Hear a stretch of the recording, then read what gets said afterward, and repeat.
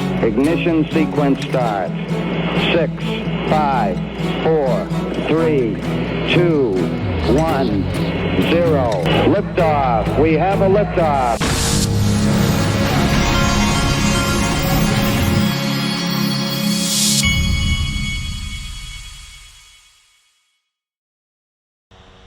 Hey everybody, this is the Digital Asset Investor, and we need to start here. So last night at 9 p.m. Eastern Time, the Money Electric Bitcoin mystery, where they said that they could track who Satoshi was, I have watched about 30 minutes of it because my family, my wife and kids came in to watch TV right when I was starting to get into it.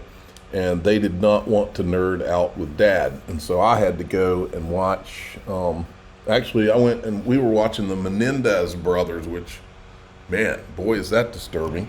That's a Netflix documentary. Okay, so let me give you my thoughts here. The first thing is, this is the guy that they came out, Peter Todd. They say that he is Satoshi in the documentary. He says, I'm not Satoshi.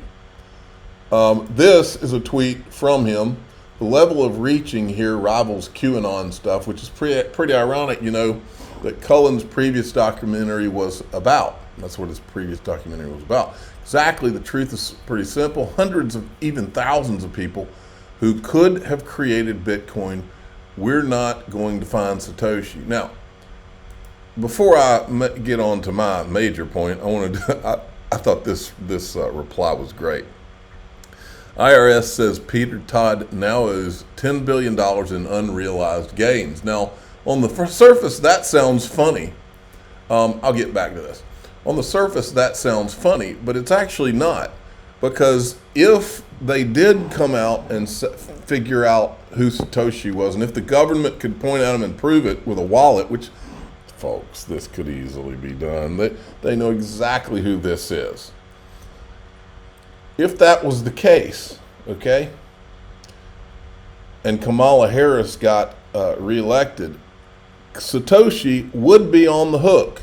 You don't have to take my word for it, because she's going to incorporate this that Joe Biden, this billionaire minimum income tax that Joe Biden has wanted to put into place. This bill would enact Biden's request of 20% minimum income tax on the very wealthiest taxpayers. This bill would require households worth over $100 million to pay a 20% annual minimum tax on their full income, including realized and unrealized gains. That means that if they could prove who Satoshi was, if they could say this is Satoshi, Peter Todd, and if the government and the IRS said, up to Peter Todd, you're the guy. Well, they could, whoever Satoshi is, if it was really proven, would be forced to sell a huge portion of that Bitcoin they own, because otherwise they couldn't satisfy that 20% tax. I'm illustrating how absurd an unrealized capital gains tax is, but also what I found to be a very interesting point about Satoshi Nakamoto and all this. Now, here's my take on it. Forget Peter Todd. When is someone, see, Peter Todd and all these, this is how you know this HBO documentary is propaganda, folks.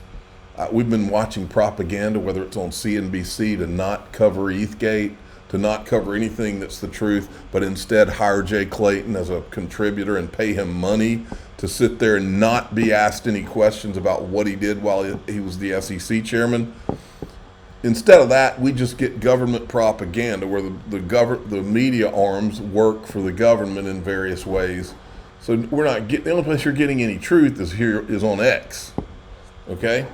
So this guy says, this is one of the Bitcoin maxis that was there earlier, whatever, whether he's the guy or not. He says, we're not going to find Satoshi. Well, that's a bold-faced lie. We already know the person who can walk us straight to the four, not one, the four Satoshis. And that is Homeland Security Agent Rana Saud. This is not some BS video. This video, somebody asked me in the comments, this video comes from a government convention that was held. I think it was offshore is where it was held. It was not financial just institutions. This At the was end of not the day, just some random Joe saying this. This was a room full of regulators and financial law enforcement people, and she told them all, including two. We tracked them. It was like 2 or 3 people from the SEC were sitting right there, folks, which means the SEC knows who the 4 Satoshis are too. She sat there in that room. This is a Homeland Security agent who works out of Nashville to this day, is my understanding, who anybody could go and say, hey, who are the 4 Satoshis that Homeland Security met with? National security issue. But they don't do that because they want you to keep thinking that Satoshi is unknown, and the question is why. Now, so then we've got, but she says it right there in the video, and she says it to a bunch of government spooks, okay? They know. This is all a charade, this whole Bitcoin thing. Now, one final point, the Bitcoin maxi, the kid, Jack Mallers, he says, I covered this yesterday, no one controls Bitcoin. The identity of who discovered it is irrelevant. Enough with the Satoshi speculation. It's irrelevant. We know that Jeffrey, I can't say his name. We know that guy from the island spent a lot of time at MIT. We also know that MIT, it was is it called GitHub? We know that's the first place Bitcoin showed up. We also know that island guy was into blackmailing people. What would be the perfect monetary tool to blackmail people is to make them think that you are sending digital currency or they're paying you your blackmail in digital currency, and it's not trackable. Don't worry about it. What did we see the first 10 years of Bitcoin? This Bitcoin and digital currencies, that's dangerous because it's untrackable. It's only used for money laundering. That's what the government and their media arms told us for 10 years, knowing that it was a lie. It's imminently trackable. That's the whole point.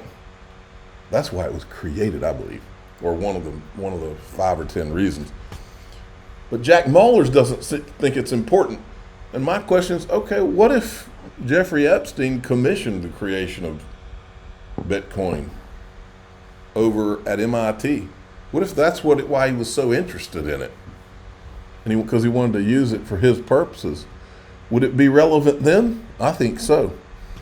Here's Tim Draper with his Bitcoin prediction. My Bitcoin price prediction, so my first one was $10,000 it was in 2014. I made the prediction. I said 3 years, 2017, $10,000. Everybody said, what are you talking about? It's $180. You're off by like 2 decimals. I said, it's going to hit it. And it did. And then it dropped down to 4,000. And at 4,000, I said, okay, it's going to hit 250,000 in 4 years. And that was in 2018. And it didn't. And part of that was all the fear, uncertainty, and doubt spread by the SEC. Mm-hmm. And that slowed down growth. It slowed down innovation. It slowed down progress. It slowed down technology. I mean, just generally technology. And so it didn't hit that number yet. Well, eventually the government is going to have to come to see the light. And the moment they see the light, it's going to blow through $250,000 so fast. And it might be Bitcoin on the way up, and it might be the dollar on the way down, but it's going to blow through $250,000. Okay, then yesterday, Brad Garlinghouse says it's happening again. New filing dropped for Canary XRP ETF, the second filing joining Bitwise. These are dominoes falling, folks. Now, Bloomberg had to put their spin on it. And what's weird is that Bloomberg is going to have one of their people at, one of their ETF people is going to be at Ripple Swell this year. But you know how it is. They have to tell you that only Bitcoin is important and all these others are just not important. because this is the 7th largest coin. There's a Solana filing, and then it was pulled out, and we have Bloomberg Intelligence, James Seyfarth, saying it was dead on arrival because the SEC is still really kind of against this. They're kind of skeptical. And actually, this filing comes against a backdrop of two things. Number one, it comes after a judge ordered Ripple to pay $125 million. Now, she works for Bloomberg. You'd think it would be her responsibility to say, look, the core finding in the case is that XRP is not in and of itself a security. So you can create an ETF around it. You can create an ETF around a security.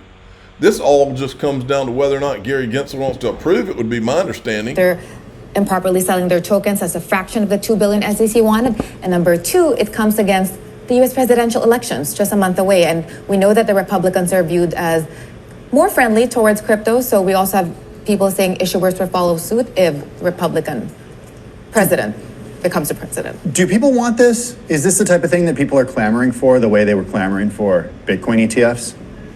It's never going to be the same degree because the Bitcoin ETFs are really just a field of its own. I mean, even with... Well, let me ask her a question. What if, you know what I would say to her if I was on that set? Well, you know for a fact that as the liquidity of Tether increased, the price of Bitcoin went up. It was literally created to pump Bitcoin and treasuries, in my opinion. So what happens when you have a real stable coin that does the same thing for XRP, but it's in regulated United States, and Tether is kept out of that equation? Why wouldn't it be feasible for the XRP ETF to even do better than the Bitcoin ETF once people realized that, and that the liquidity of real USD was increasing the value of XRP? It could be even bigger. Flows. We have 18 billion in that. Ether is not even seeing inflows, it's net outflows. But still, you can't deny that ETFs are easy to trade. I mean, it's the 7th largest token. We have a Solana filing. You know what the 8th largest token is? What is it? Dogecoin. That is pitiful. Okay. Ripple, we're pleased to announce that Ripple's been named a platinum winner in Best Cross-Border Payments Platform by Juniper Research. Check that out. Now, we talked earlier about the island guy.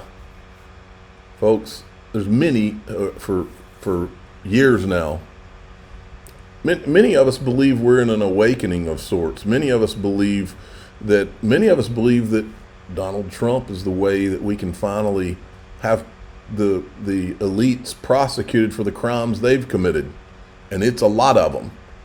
Not just crimes involving government and corruption, but crimes involving the island guy or the party guy, you know, those kind of crimes. I've heard for years they won't even be able to walk down the street. Well, I think we're starting to see a little bit of that. And on video yesterday, all of a sudden, we're starting to see some of it. And I'm going to go into that in DAIXRP.com. I'm the digital asset investor. I'm not an investment advisor. This is for entertainment purposes only. Please subscribe, hit the like button, tell your friends and family. Here we go.